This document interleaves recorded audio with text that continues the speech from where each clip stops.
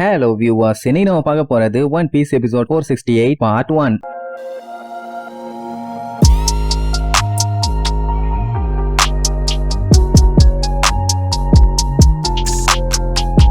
Open பண்ணா போன பாட்டுல லூஃபி எப்படியாச்சும் ஏச நான் காப்பாத்தியே தீர்வேன்னு வெறி கொண்டு ஒரு பெரிய சைஸ் ஆளை அடிச்சு திரிக்க விட்டுட்டு பையன் அப்படியே கத்திட்டு இருந்தால அவனை பார்த்து இங்க மத்தவங்க எல்லாத்துக்குமே வெறி ஆயிருச்சு. ஏன் ஒயிட் பியர்டே அவன் உயிருக்கு எதுவும் ஆயிடக்கூடாதுன்னு முடிவு பண்ணிட்டாரு. இப்ப என்னன்னா நம்ம லூஃபி அவ்வளவு பெரிய ஜெயண்ட் அடிச்சு காலி பண்ணி எல்லாரோட அட்டென்ஷனையும் அவன் பக்கம் திருப்பினதுனால அம்புட்டு பேருமே இப்ப லூஃபி அட்டாக் பண்றது கண்டி கிளம்பிட்டாங்க. அப்படின்னு அவனுக்கு சப்போர்ட் பண்ணி பைரட்ஸ் எல்லாம் வருவாங்கல்ல. சோ அப்படி வந்து அம்புட்டு பேர்த்தையுமே நடுவுல நிக்க வச்சு இங்க நேவியாலேயே சுத்தி வளர்ச்சிட்டானுங்க. பாக்குறதுக்கே உளுந்த வர மாதிரி இருக்கும். இல்லன்னா டோனட் whatever you want எது வேணாலும் வச்சுக்கீங்க. மேல இருந்து சென்குக்கு ஆர்டர் போட்டுருவான். இதுக்கப்புறம் அவங்க அந்த இடத்தை தாண்டி முன்னேறி வரக்கூடாது. சோ உங்களோட பெஸ்ட காமிச்சு அவனை தடுக்கிற வழிய பாருங்கன்னு சொல்லி ஆர்டர் போட்டுருவான். கேஸ் எல்லாம் பார்த்துட்டு அட லூஃபி லூசு பையில இப்படி வந்து மாட்டிட்டியடான்னு முழிப்பான். இங்க பார்த்தா சண்டை ஒரு வழியா ஸ்டார்ட் ஆயிருச்சு. ஒக்கா மக்கா இவ்வளவு நேரம் அவனுங்க இந்த அளவுக்கு வெறி கொண்டு சண்டை போடல. எல்லாம் வேற லெவல் அடிச்சுக்குவானுங்க. இதை பார்த்துக்கிட்டு இருந்த சில பல பெரிய பைரட்ஸுங்களும் நம்மளும் உள்ள பூந்தரலான்னு சொல்லி அவனுங்களுமே அவங்களோட கூட்டத்தை கூப்பிட்டுக்கிட்டு வேகமா உள்ள வருவானுங்க. ஆனா அங்கேயும் ஒரு பஞ்சாயத்து. என்னன்னா அவங்கள தடுக்கிறதுக்காக நேவி அட்மிரல்ஸே உள்ள இறங்கிட்டானுங்க. அவங்க மட்டும் என்ன சாதாரண ஆளா, டேஞ்சரஸான ஆளுங்க தான். கொஞ்சம் பீதி இருக்கத்தான் செய்யும். பட் அதுக்காக ஏச விட்டுற முடியுமா? காப்பாத்தாம விட மாட்டோம்னு கத்திட்டே வருவானுங்க. இங்க ஏசு மண்டைக்குள்ள என்ன தெரியுமா ஓடிட்டு இருக்கும்? இவனு என்ன மூலகட்ட முட்டாப்பாளியா? என் ஒருத்தனை காப்பாத்த ஏன்டா இத்தனை பேர் அடிச்சுக்கிட்டு செத்துட்டு இருக்கீங்க? பேசாம போங்கடான்னு சொன்னா கேட்க மாட்டேங்கிறானே. அந்த டைமுங்கும் போது ஒரு 3 பேரு கெனான வச்சு ஒயிட் பியர்டை எய்ம் பண்ணி அடிப்பானுங்க. அவன் என்ன சாதாரண மீனா அடிச்சு புடிச்சிட்டு போறதுக்கு திமிங்கலம் யாரு வந்தாலும் சரி லபக்குன்னு வாயில அள்ளி போட்டுக்கிட்டு போய்கிட்டே இருப்பான். அவனுக்கு பண்ண அட்டாக் எல்லாத்தையுமே அவன் கத்திய வச்சு லைட்டா ஒரு ஸ்விங் பண்ணுவான். அந்த ஸ்விங் பண்ணதுக்கே அந்த 3 பேரும் காலி, அந்த பாமும் காலி. அந்த டைம் இங்க லூஃபியை காட்டுறாங்க. அவன் பயங்கரமா ஒரு பக்கம் சண்டை போட்டுட்டு இருப்பான். அவனாலுமே அங்க வரவங்க எல்லாத்தையும் அசால்ட்டா அடிச்சு விட்டுட்டு போக முடியல. ஏன்னா அவனுக்கு கத்திய வச்சுக்கிட்டு கண்ட மேனிக்கு வெட்டுறானுங்க. அதுல ஒரு சில வெட்டு அவன் முடியல பட்டு முடி கட்டாயிருச்சு. இன்னும் ஒரு சில வெட்டெல்லாம் வயிற்றுல பட்டு ரத்தம் வர ஆரம்பிச்சிருச்சு. இருந்தாலுமே பய விடல. ஏன்னா அவனுக்கு என்ன கோல்? ஏச ரெஸ்கியூ பண்ணியே ஆகணும். வேடா மாட்டான்டான்னு கத்திக்கிட்டு அவன் பாட்டுக்கு ஓடி வருவான். இங்க ஏசுக்கு இதுக்கு மேல முடியல. ஏன்னா இது எல்லாத்துக்குமே காரணம் அவன் தான். அவன் மட்டும் லூசுத்தனமா கிளம்பிட்டு வெளியில வராம இருந்திருந்தானா இந்நேரத்துக்கு இவ்வளவு பஞ்சாயத்து ஆயிருக்காது, இவ்வளவு உயிர்கள் போயிருக்காது. அப்படின்னா நான் பண்ண தப்புக்கு நான் தான் சாகணும். நீங்க ஏன் குறுக்க வந்து எனக்காண்டி உங்க உயிரை பணைய வைக்கிறீங்க? ஏன்டா இப்படி தப்பா பண்ணி உசுர வாங்குறீங்க? என்னால முடியலடான்னு முக்கிட்டு இருப்பான். அந்த டைம் தான் நம்ம ஏசோட செகண்ட் டிவிஷன் இருப்பானுங்கல்ல, அவனுங்க எல்லாம் நம்ம கமாண்டரை நம்ம தாலே காப்பாத்தணும், வேற யாரு வந்து காப்பாத்துவா? லூஃபி வந்துட்டான், அதுக்காண்டி விட்டுற முடியுமா? நம்மளும் போவோம்னு சொல்லி அவனுங்க ஒரு சைடு அட்டாக் பண்ணிட்டு வருவானுங்க. ஏசு இதெல்லாம் பார்த்துட்டு இப்படி பண்ணாதீங்கடா, வேணாண்டா, என்ன மாதிரி ஒருத்தனுக்காக ஏன் இப்படி எல்லாம் பண்றீங்கன்னு சொல்லி பயங்கரமா உட்கார்ந்து அழ ஆரம்பிச்சிருவான். இதுல இடையில வேற நான் உன் தம்பிடான்னு சொல்லிட்டு லூஃபி ஒரு சைடு கத்திட்டு வரான். ஒயிட் பியர்டு நீ என்னோட பையன், இந்த தப்பெல்லாம் என்னோடதுன்னு சொல்லிட்டு வராரு. இது எல்லாத்தையுமே யோசிச்சு பார்த்துட்டு இதுக்கப்புறம் எந்த ஒரு இழப்பும் ஏற்படக்கூடாதுன்னா இத பண்ணித்தாகணும், வேற வழி இல்லன்னு எந்திரிச்சு நின்னு நான் ரெடிம்பான். அதாவது அவன் சாகருக்கு ரெடிம்பான். ஆனா இங்க அவனை காப்பாத்துறதுக்காகவே எல்லாம் உசுர கொடுத்து வந்துட்டு இருக்காங்க. அவனுக்கு இதுக்கு மேல இழப்ப பாக்கறதுக்கு மனசுல தெம்பு இல்ல. இந்த தண்டனைக்கு நான் தகுதியானவன் தான், என்ன சட்டு புட்டுன்னு போட்டு தள்ளுங்கன்னு அவனே அவன் வாயால வாக்குமூலம் கொடுத்துட்டான். கார்ப்புகள்லாம் என்ன பண்றதுனே தெரியல. அப்படியே சேடா உட்கார்ந்துட்டு இருப்பாரு. அந்த டைம் சென்கோக்கும் அந்த அளவுக்கு எதுவும் பெருசா ரெஸ்பான்ஸ்லாம் பண்ண மாட்டான். அந்த டைம் பீரங்கி எல்லாம் வச்சு பயங்கரமா நம்மளால அட்டாக் பண்ணுவானுங்க. லூஃபி எப்பவும் போல அழகா அந்த குண்டு எல்லாத்தையும் அசால்ட்டா ரிட்டர்ன் பண்ணி விட்டுருவான். அதே நேரம் இங்க காமெடி ஸ்டார்ட் ஆகுது. என்னன்னா லூஃபி தானே இப்ப அந்த பேட்டில்ல வேற லெவல்ல நின்னு சண்டை போட்டுட்டு இருக்கான். அத பார்த்த நம்ம பகியோட ஆளுங்க எல்லாம் அது எப்படி அவன் இருக்கலாம்? அந்த இடத்துல எங்க தலைவர் பகி தானே இருக்கணும். அதனால அவன் அங்க போகட்டும், நம்ம எல்லாம் ஒன்னா சேர்ந்து ஒயிட் பியர்டை போட்டு தள்ளலாம்பான். அப்பவாச்சும் அந்த பகி பேசாம இருக்க வேண்டியதானே? அவ்வளவுதானே, செஞ்சுட்டா போச்சுன்னு வில்லத்தனமா சிரிச்சுட்டு இருப்பான். ஆனா மனசுக்குள்ள நல்லா தெரியுது இந்த போர் பயங்கரமா பைத்தியகாரத்தனமா போயிட்டு இருக்குதுன்னு. பைரட்ஸும் நேவி சோல்ஜர்ஸும் மண்டைய பிச்சுக்கிற அளவுக்கு அடிச்சுக்கிட்டு இருக்கானுங்க. அதனால வாழை சுருட்டிக்கிட்டு மூடிக்கிட்டு இங்கே இருக்கதா நல்லதுங்கிற மாதிரி யோசிச்சுட்டு இருப்பானா. அந்த டைம் டே சவுப்பு மூக்கா இங்க பாறான்னு ஒரு சவுண்டு. உடனே பகிக்கு கொலை காண்டாவும். எவன்டா நீ சவுப்பு மூக்கன்னு கூட்டவன்? அவனை பொடி பொடியா வெட்டி ஊர்காக்க போட்டுருவான்டா.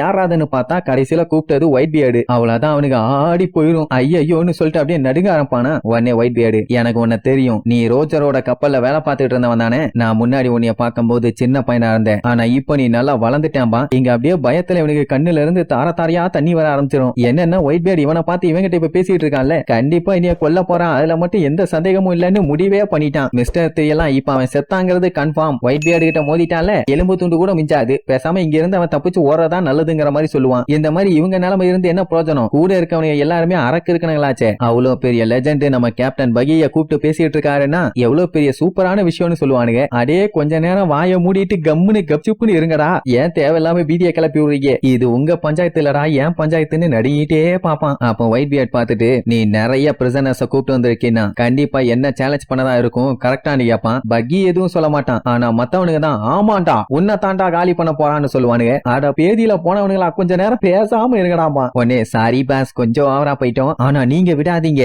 அடுத்த கிங் ஆஃப் த பைரட் நீங்க தாங்கிற மாதிரி உசுப்பேத்தி விட்டவனே இப்ப பக்கிக்கு வேற வழியே இல்ல சார் ரைட்னு சொல்லிட்டு அவன் அந்த பில்டப்ப மெயின்டைன் பண்ணி, ஆமா நான் உங்க கூட சண்டை போட தான் வந்திருக்கேன், என் கூட சண்டை போட நீங்க ரெடியா இருங்கன்னு சொல்லி கத்துவானா. அப்படி வாய் மட்டும் தான் பேசுதே தவிர பாடியில இருக்க மத்த பார்ட்ஸ் எல்லாம் சும்மா அப்படியே கிணு கிணு கிணு கிணு கிணு கிணு ஆடிட்டு இருக்குது. அது மட்டும் இல்லாம கண்ணுல தார தாரையா கண்ணீர் வந்துட்டு இருக்குது. அதையெல்லாம் எவனும் பார்க்கல.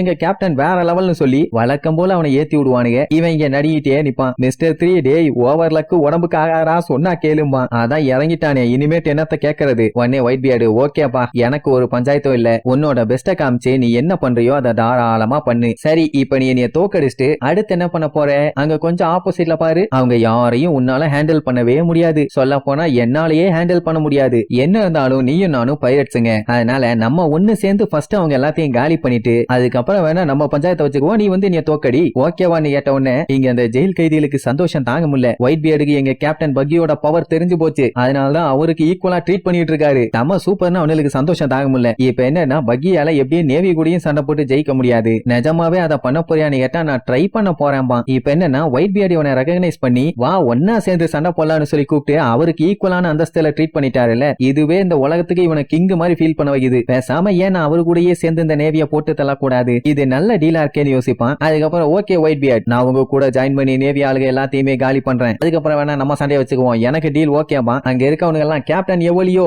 நாங்களும் அவ்வளின்னு சொல்லி ஆட்டம் போட்டுட்டு இருப்பானுங்க. இங்க மிஸ்டர் 3 எத்தனை டைம் தான் ஒருத்தன் தப்பான வழியை சூஸ் பண்ணுவான், இந்த டைம் இவனுக்கு என்ன ஆக போதோன்னு தெரியலன்னு இவன் பதறிட்டு இருப்பான். ஆனா அவன் அங்க விழுந்து விழுந்து சிரிச்சிட்டு இருப்பான். இங்க மேக்ரோ பார்த்துட்டு என்ன இவ்வளவு சீக்கிரமா இவனை ஏமாத்திலாமாங்கிற மாதிரி கேட்பான். இங்க ஒயிட் பியர்டுக்கு பக்கிய பத்தி எல்லாம் கவலை இல்ல, அவன் கூட பிரிசனர்ஸ் எல்லாம் ஏகப்பட்டவே இருக்காங்க இல்ல, அதுதான் பெரிய தலைவலி, அதனாலதான் அசால்ட்டா திருப்பி விட்டுட்டான். அது தெரியாம அந்த லூசு பையில விழுந்து விழுந்து சிரிச்சிட்டு இருக்கான். அதே நேரம் இங்க அடுத்தடுத்து பைரட்ஸ்ங்க வந்துகிட்டே இருப்பாங்களா, அங்க இருக்க அட்மிரல்ஸ் எல்லாத்துக்கும் நியூஸ் போகுது. உடனே அவனு என்ன சொல்லுவானுங்க, நம்மளோட பிளானை எக்ஸிக்யூட் பண்ண வேண்டியதான், கேப்டன் சென்கோகு சொன்ன அந்த பிளானை எக்ஸிக்யூட் பண்ணுங்க விடாதீங்கம்மா. உடனே இன்னொருத்த என்ன பண்ணுவான், மெதுவா சண்டை போட்டுட்டு எல்லாருமே கொஞ்சம் கொஞ்சமா பின்னாடி வாங்கம்மா. அண்ட் அது மட்டும் இல்லாம சுடுறத டப்புன்னு ஸ்டாப் பண்ணிடுவானுங்க. இவங்களுக்கு அவனுக்கு என்ன பண்றானுங்கன்னு ஒண்ணும் புரியல. அப்ப இன்னொரு விஷயத்த நோட் பண்ணுவாங்க, அந்த நேவி கப்பல்லாம் ரெண்டு பக்கம் இருந்து அப்படியே இவங்களை வளைச்சுக்கிட்டு வரும். அப்படி பண்ணா மட்டும் என்ன ஆக போகுது, இவங்க தான் அந்த இடத்துக்குள்ள என்டர் ஆயிட்டாங்களே, எங்களுக்கு அதை பத்தி எல்லாம் கவலையே இல்லைன்னு இழிச்சுட்டு இருப்பானுங்க. அப்போ ஒயிட் பியர்ட் இவங்களுக்கு கால் பண்ணி கேப்டன் ஸ்குவாட் எங்கன்னு கேட்பானுங்க. அவன் எங்க போனா என்னன்னு தெரியல. மேக்ரோ செக் பண்ணி பார்த்ததுல அவனுக்கு ஏதோ பயங்கரமா அடிபட்டு இருக்குது. சரி ரைட் இனிமேட் அவனால எந்த பிரயோஜனமும் இல்ல. சரி ரைட்னு டெக்கால்வன் பிரதர்ஸ் கிட்ட